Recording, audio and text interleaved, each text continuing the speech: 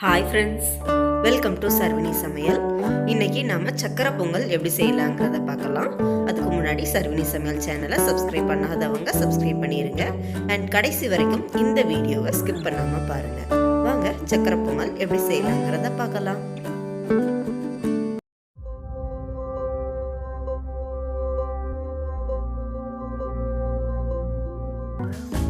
கடாயில் 100 கிராம் பாசிப்பருப்பு சேர்த்து இதை நல்லா வாசனை வர்ற அளவுக்கு வறுத்து எடுத்துக்கலாம். நான் இன்னைக்கு 1/4 கிலோ பச்சரிசி வச்சு சக்கரை பொங்கல் செய்ய போகிறேன். 1/4 கிலோ பச்சரிசிக்கு 100 கிராம் பாசிப்பருப்பு கரெக்டாக இருக்கும். இதை நல்லா வாசனை வர்ற அளவுக்கு வறுத்து எடுத்துக்கலாம்.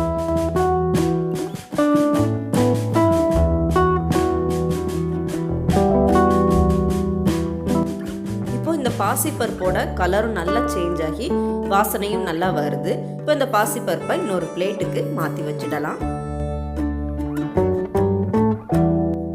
அடுத்து குக்கரில் தேவையான அளவு தண்ணி சேர்த்துக்கலாம். நான் இன்னைக்கு 1/4 கிலோ அளவுக்கு பச்சரிசி எடுத்திருக்கேன். 1/4 கிலோ பச்சரிசியும் ஒரு கப்பில் மெஷர் பண்ணி தான் எடுத்திருக்கேன். நீங்கள் ஏதாவது ஒரு கப்பில் அரிசியை மெஷர் பண்ணி எடுத்துக்கோங்க.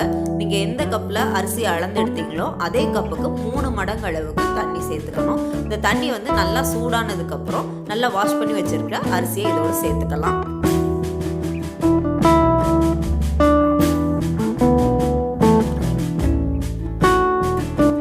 அடுத்து நம்ம வறுத்து வச்சிருக்க பாசி பருப்பையும் இதோடு சேர்த்து நல்லா கலந்து விட்டுறலாம்.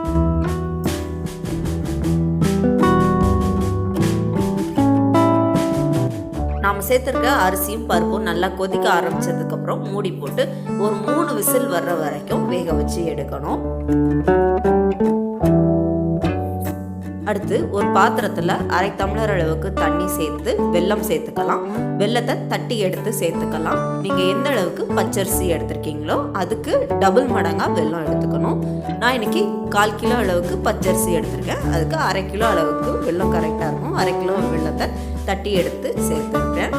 உங்களுக்கு வெல்லத்தோட அளவு சரியா தெரியலைன்னா நீங்க எந்த கப்ல அரிசி மெஷர் பண்ணி எடுத்தீங்களோ அதுக்கு டபுள் மடங்கு நீங்க வெல்லம் எடுத்துக்கலாம். 1 கப் பச்சரிசிக்கு 2 கப் அளவுக்கு வெல்லம் எடுத்துக்கலாம். வெல்லம் நல்லா கரைஞ்சதுக்கு அப்புறம் 5 நிமிஷம் இதை கொதிக்க விடணும்.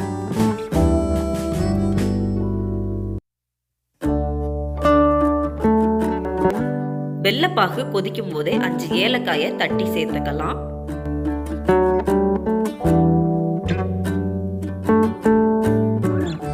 வெல்லப்பாகு கொதிக்க ஆரம்பிச்சு 5 நிமிஷம் ஆகிட்டு இப்போ நம்ம ஃப்ளேமை ஆஃப் பண்ணிடலாம். குக்கர்ல 3 விசில் வந்துட்டு ப்ரெஷரும் நல்லா ரிலீஸ் ஆயிட்டு இப்போ இதை ஓபன் பண்ணி பார்த்துடலாம். அரிசியும் பருப்பும் நல்லா வெந்து வந்திருக்கு. அடுத்து கடாயில 1 டீஸ்பூன் அளவு நெய் சேர்த்துக்கலாம். நெய் உருகினதும் முந்திரி பருப்பு சேர்த்து வறுத்து எடுத்துக்கலாம். சக்கரை பொங்கலுக்கு பார்த்தீங்கன்னா முந்திரி பருப்பு அதிகமான அளவில் வறுத்து எடுத்து சேர்த்திங்கன்னா அதோட டேஸ்ட் ரொம்ப நல்லா இருக்கும். முந்திரி பருப்பு நல்லா வறுபட்டு கோல்டன் ப்ரௌன் கலரில் வந்ததுக்கப்புறம் இதை ஒரு பிளேட்டில் எடுத்து வச்சிடலாம்.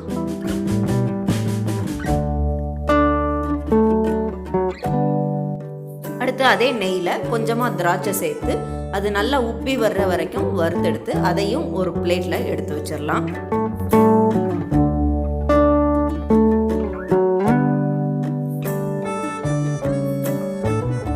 வறுத்து வச்சிருக்கிற முந்திரியையும் திராட்சையும் இந்த பொங்கலோடு சேர்த்துடலாம். அதோடு நம்ம காய்ச்சி வச்சிருக்கிற வெல்லப்பாகையும் சேர்த்துக்கலாம்.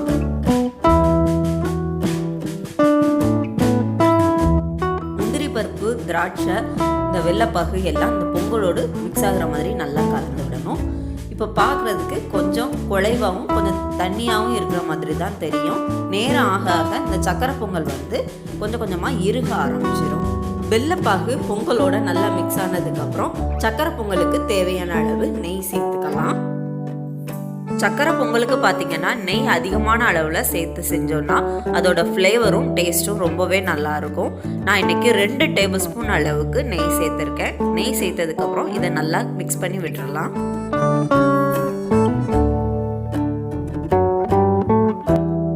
சக்கரை பொங்கலை சுட சுட வாழை இலையில வச்சு சாப்பிட்டீங்கன்னா அல்வா மாதிரி இருக்கும்.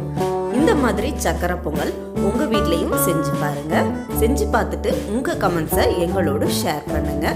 இந்த வீடியோ உங்களுக்கெல்லாம் பிடிச்சிருந்ததுன்னா உங்க ஃப்ரெண்ட்ஸுக்கெல்லாம் மறக்காம இந்த வீடியோவை ஷேர் பண்ணிருங்க. அதோடு சர்வினி சமையல் சேனலையும் சப்ஸ்கிரைப் பண்ணிருங்க. தேங்க்ஸ் ஃபார் வாட்சிங் திஸ் வீடியோ. தேங்க்யூ.